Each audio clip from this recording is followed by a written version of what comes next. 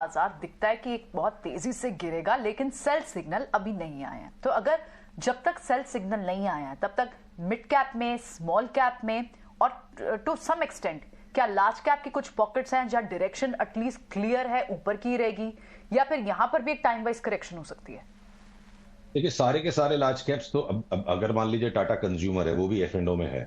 अब उसे large cap में गिने, स्मॉल कैप में गिने, मिड कैप में गिने, तो टाटा कंज्यूमर में मुझे लगता है इतना बढ़ने के बाद भी और 30% बढ़ जाएगा। हिंदुस्तान लीवर हो सकता है 7-8% बढ़ जाए, जो सेफ हेवन बाइंग अब अगर आना शुरू होगी इंडेक्स टॉप आउट में। पर एट द सेम टाइम मुझे एशियन पेंट्स में वो तेजी नहीं लगती है। तो लार्ज कैप स्मॉल कैप एक ब्रॉड बोलने की बात हो गई। पर अगर मैं जैसे मिड कैप्स और स्मॉल कैप्स की जैसे बात करूं, तो बॉम्बे स्टॉक एक्सचेंज में जैसे लास्ट 4-5 दिनों में एक बड़ा बाई कॉल हमारे यहाँ से आया और कुछ ज्यादा भाग गया है वो। 400 वाला आज 520-25 तक पहुंच गया। ठीक है, जब भी इसमें कोई करेक्शन आए, हमें लगता है अगले 6 से 8 महीने में बॉम्बे स्टॉक एक्सचेंज का भाव 3 गुना भी हो सकता है। 400 वाला 1200 हो जाएगा तो आश्चर्य नहीं होगा।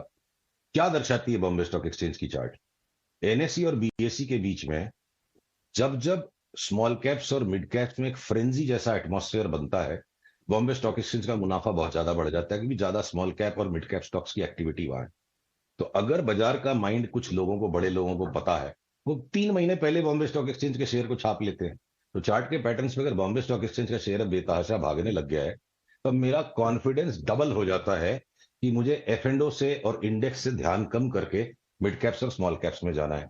अब कल जैसे हमारा मान लीजिए प्री ओपनिंग एक कॉल था कि ये जितने भी गुजरात गवर्नमेंट के स्टॉक्स थे, Gujarat alkali, GNFC, GSFC, GIPL, even Gujarat gas, ये सारे के सारे 5 या 6 स्टॉक्स हमें डबल होते दिखते हैं 6 महीने में। कल ही एक दिन में बहुत भाग गए, ठीक है, वापस पुल बैक आएगा तो लेंगे।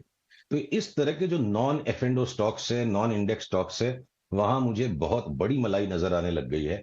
और इंडेक्स के स्टॉक्स में जो छाछ है, दूध के जले को उसे बार बार फूंक फूंक के पीना पड़ेगा। चलिए, हैवी वेट्स की छाछ पर फोकस ना करें, बड़ी मलाई आपको broader indexes mid cap small cap में मिलेगी, ये कहना है सुशील जी का।